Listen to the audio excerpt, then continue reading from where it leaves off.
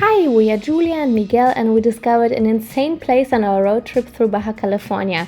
So if you wonder how we ended up here and how we got there, stick around.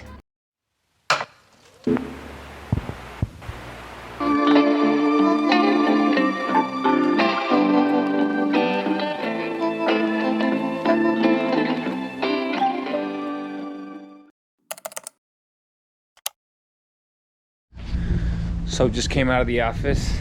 We decided to extend one more day. We had a couple options. One was to either move out of here during lunch because they didn't let us stay after 12, or just extend the night. So we decided to actually just extend the night since it's only 300 pesos. I got a little window sticker now. I made a yogurt cup. Oh, that looks so good. With fruits. Check out Julia's fit. She's rocking the Puma sweater that my mother bought me. But then you have me wearing the blue shirt that I was painting with. It still has paint on it. Have my other backup pants and then my stained up shoes. It's Friday afternoon now, so now we have time to explore. Seems like there are a few things going on here that we didn't know about when we came, but there's some sand dunes. This area has like the world's biggest salt production of the entire world. So we want to see some salt today. Unfortunately, we decided not to go with the tour guides from the hotel. We wanted to do it ourselves, be a little more adventurous. So we drove down two long roads, used Google Maps to kind of find the places. And we kind of got a hint now where they could be. So if they're there, I'm gonna show you exactly on the map where it is, because you can't find it anywhere online. It's a tip from us to you.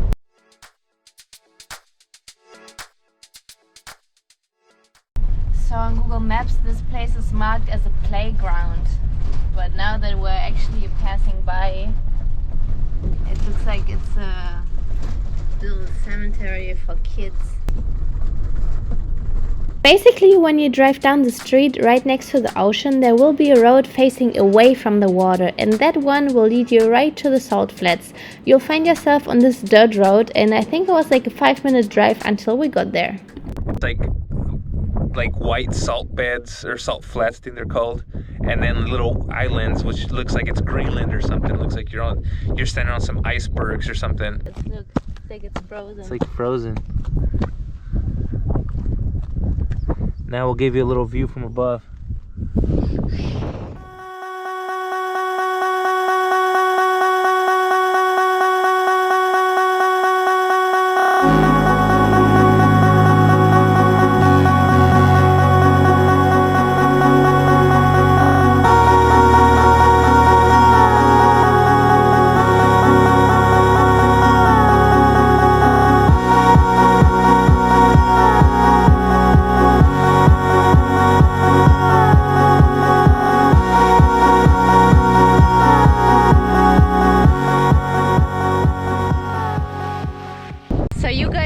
Up there right now with us, and we're walking down here trying to get around this half of the lake. We flew up the drone so we could see what's kind of around, and it seems like once we cross this half, you go up some little bit of mountains, and then you have like a very nice blue water, white sand area. So we hope it looks just as nice as it does on the drone. From sandy beaches in San Felipe to salty lakes in Guerrero Negro. How nice! And there's no one here, just us. Look at this transition though. Here it looks like a frozen lake. Big as crystals.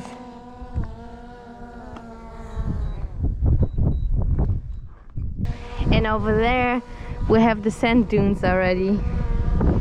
How is that even possible? It's so hidden. How did this happen that this salt is here in the middle of the sand? How did it get so salty? From the salt, hoppa, to the sand. This whole last week has been crazy landscapes, and just like nature how I never saw it before. We feel a bit lost in this desert. We got lost. Luckily, Anyway. we have our drone is gonna guide us the way. This is the modern way. In ancient times, they put their ears on the sand, they lick their finger, touch the wind. But we do this. Here you can see a tiny piece of the 33,000 hectares of salt fields in Guerrero Negro, which makes it the largest salt making facility worldwide. And some reasons this exists right here are that it's a flat area close to the coast, the climate is pretty dry, and there's regular strong wind blowing from the Pacific Ocean. Also, the salt here is not being mined, but it's getting extracted from the ocean water by evaporation. Pretty crazy.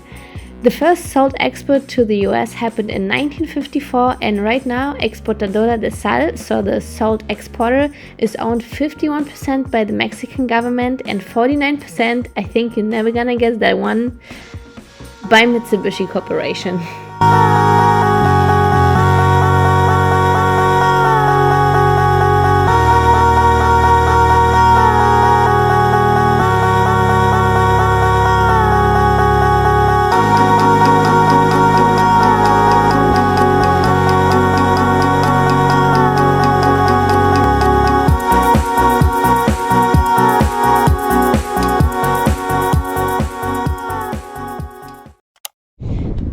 Okay guys, we're absolutely in love with this place.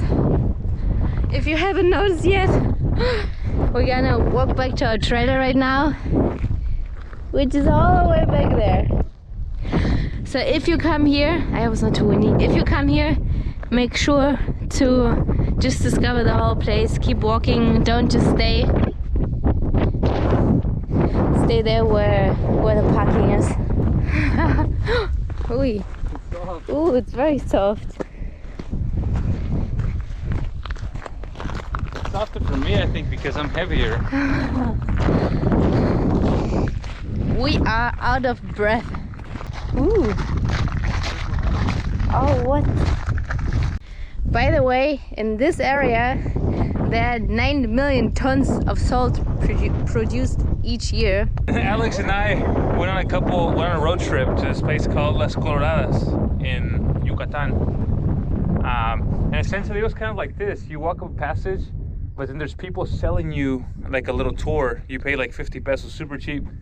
But then all they do is they walk you like 100 meters that way, and then they show you, it's like the angle of the sun. The water looks pink, but it's basically exactly this. Like it's a salt mine, and it looks pink because of the sun. It's not actually like naturally pink. I mean, if you look at it right now, it looks kind of pink as well. Oh yeah.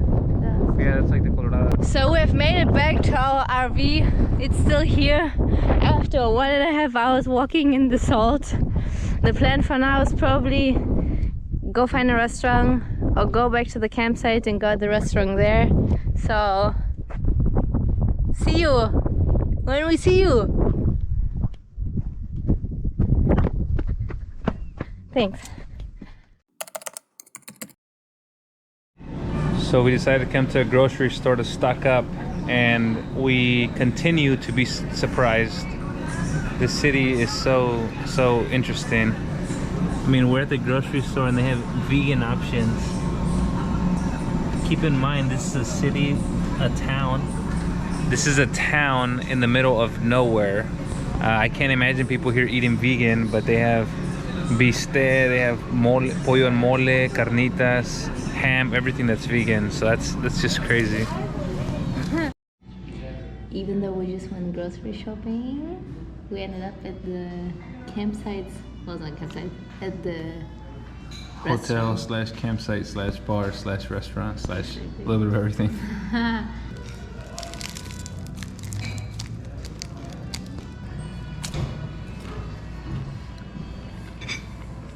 Oh yeah, it has an aftertaste. It's spicy, no? Mm-hmm.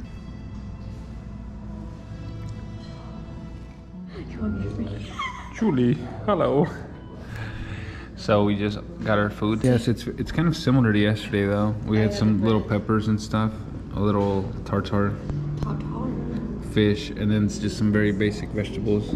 A couple pieces of bread. Well, mine has garlic. I think you would like mine more. So we had 4 beers and we finished the food. You saw what we were eating. How much did we pay, Miggy? $6.60, but tips are only in cash. So I think we had a very good time in Guerrero Negro. We arrived yesterday. We had a fun afternoon today. We're not sure we're going tomorrow, but we're gonna finish the video here. Thank you for sticking around with us. You have anything to say, Miggy? Ciao cacao. Follow our adventures at somosjuliaymiguel. And see you on our next video. Ciao, cacao.